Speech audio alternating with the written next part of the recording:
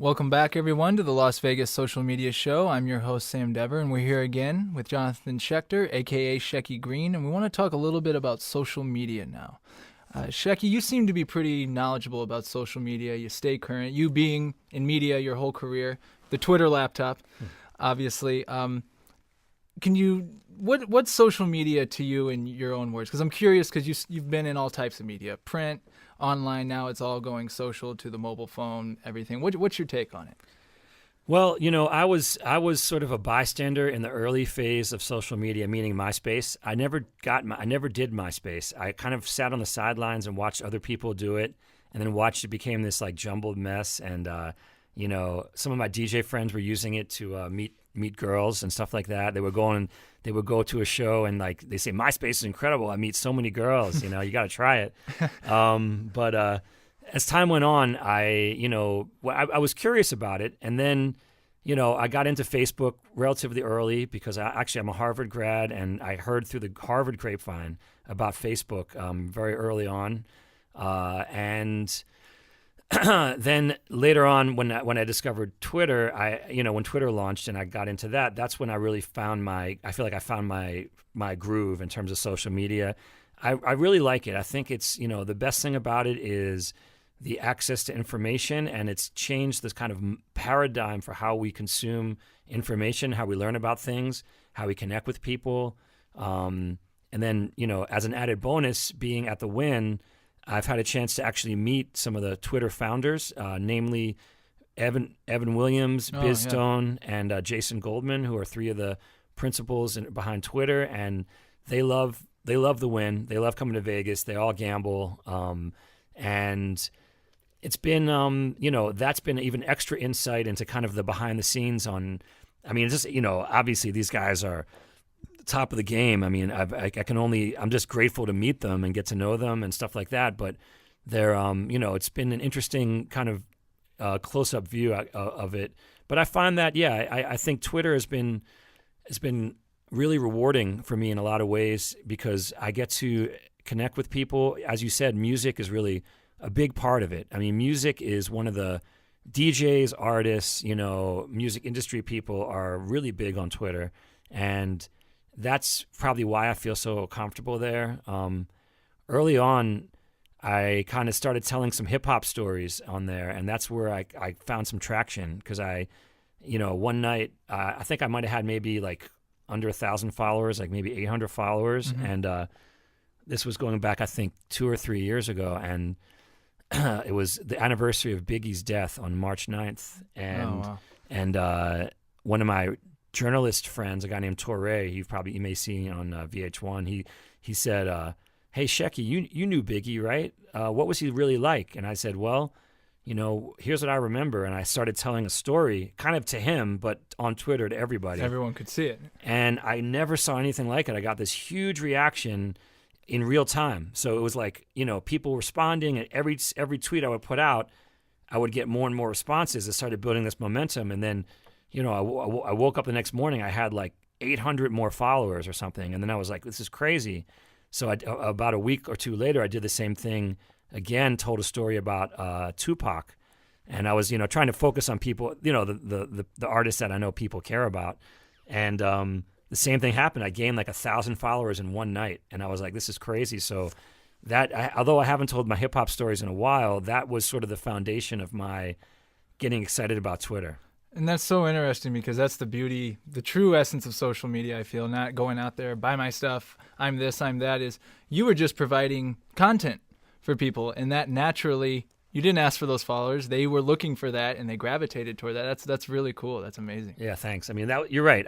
We all, the reality of it is, particularly for what I do for the Wynn, part of my job requires me to promote our events. And, we all know that a certain amount of social media is we can call marketing, basically whether it's a company pushing their products, whether it's an employee of a company pushing an event. Here in Las Vegas, one of the interesting things I learned from the Twitter guys is we have more tweets per capita than almost any city on the planet. I think we're number one, actually.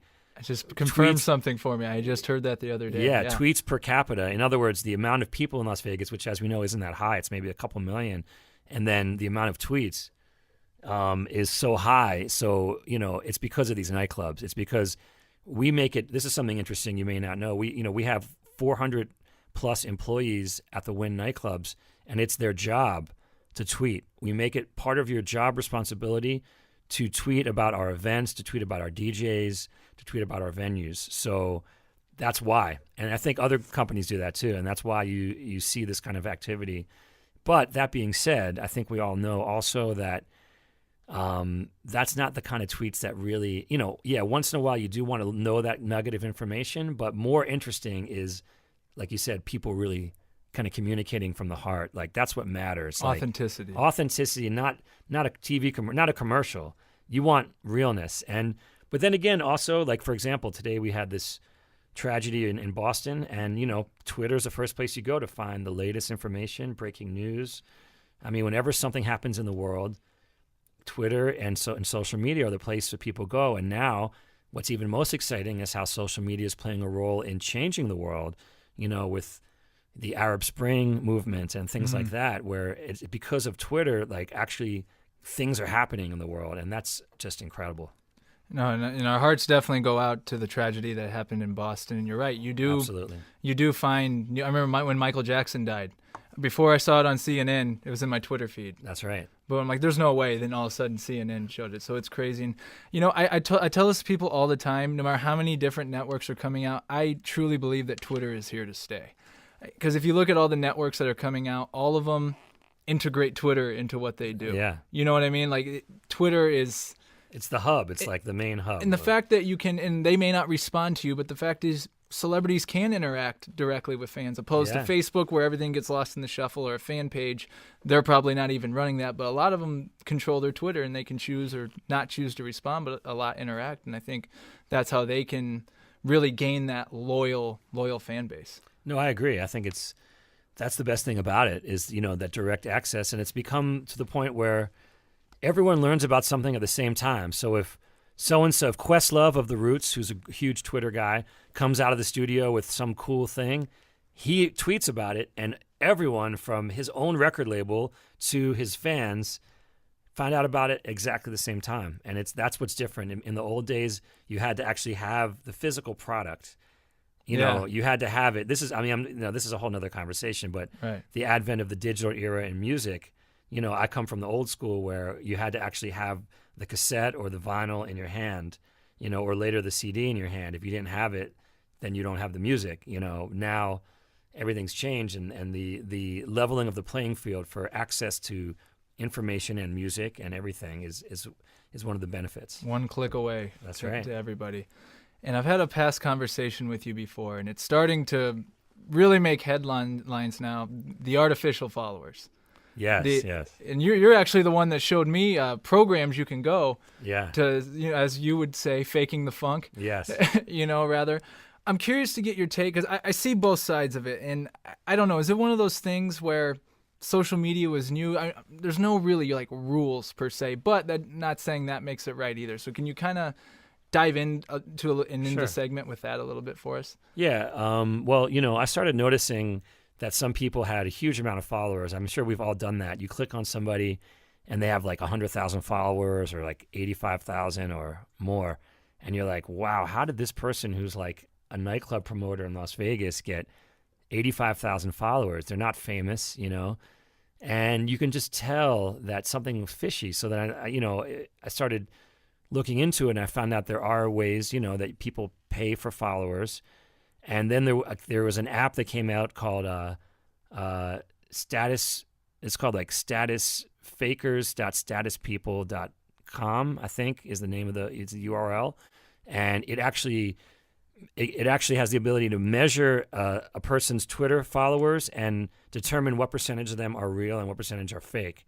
So you can actually out people that way. You can go to this thing. It's free.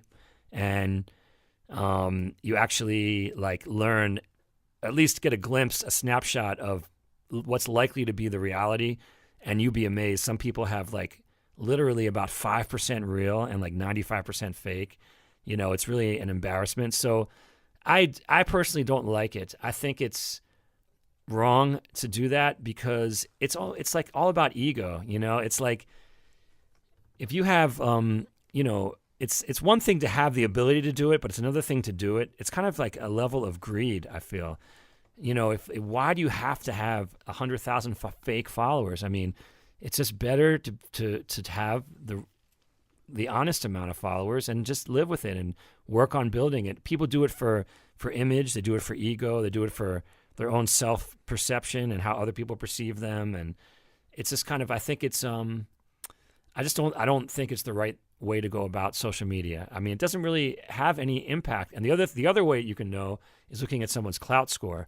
And I actually have I use an app when I look at Twitter that integrates the clout score into the Twitter feed. So when you look at someone's, every time they tweet, it actually has their clout score there.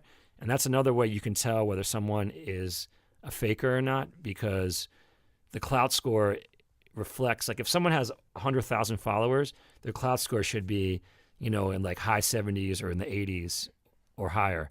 And sometimes they have 100,000, but their clout score is like 60 or something. So clout is another way. Clout is a measure of your influence in social media. I love clout. Clout's awesome. Yeah, I love clout too. Yeah, the gift cards, the perks, amazing. It's amazing. It's actually, a lot site. of them are from Vegas. Are a lot they? of them. Yeah.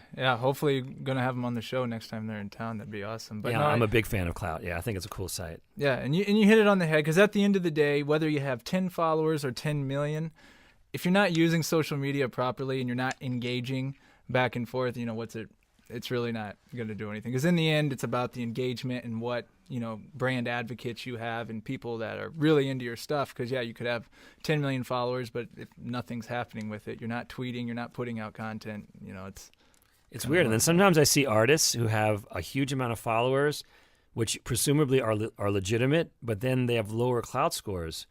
And I'm trying to understand why that is. I guess it's because their tweets aren't engaging people. Clout really measures, as you say, your engagement. So right.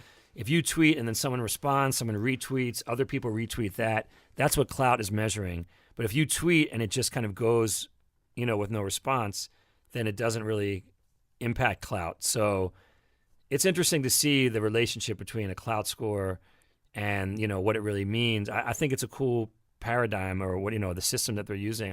I think there's a future in cloud as well, But I think they're here to stay. I definitely do. I really like them, and you can connect all your other social media. So it's really, really a unique system. It is. You can tie in your Instagram, your YouTube, and kind of like an NFL combine for social media. You know what I mean? Like, it is. It is like that. It's up and coming. Cloud score of 80. Just up and coming in the social media ranks. Now that I think about it, it is like that. And I think we got a little bit more time, a couple minutes here. Want to touch a little more on. First of all, I'm biased, but what you guys do at the Win with nightclubs, top notch, the best, in my opinion. Thank you. And social media-wise, too. And you guys have a site called winsocial.com. And I remember the day where I saw that, where you guys revealed that, and as soon as I went there, I just said, genius. Awesome. Can you dwell a little into that, like Win Social, how you guys took everything and put it all in one spot? Well, we needed to do that because up until that point, we had literally we have four big nightclub venues at the Win. We have Surrender, XS, Encore Beach Club, and Tryst, and they all had separate web URLs. They all had separate Facebook pages, separate Twitter feeds. So it was getting silly. If someone was coming to the Win on a certain weekend, they'd have to go to literally 4 or 5 different places to find out who was playing at each venue. Right. So it was essential that we kind of bring it all together.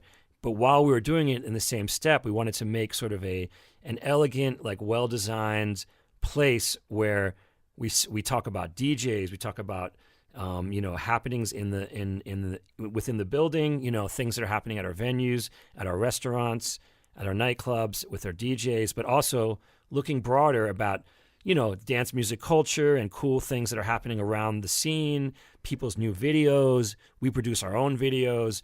So it's really a one-stop shop for everything related to our nightclubs and our hipper offerings at the Win, meaning the restaurants that kind of have a nightlife vibe to them, which is 4 or 5 of those. And it's become a really good tool, and we've gotten a lot of positive response to it. Check it out, winsocial.com. Winsocial.com. And that's going to do it for this segment. Everybody, if you've never been to Vegas before and you want to go to a nightclub, I highly, highly, highly suggest you check out the Win, because no one does it better than them. winsocial.com. Shecky, got another segment here. Looking forward to it. We'll be right back.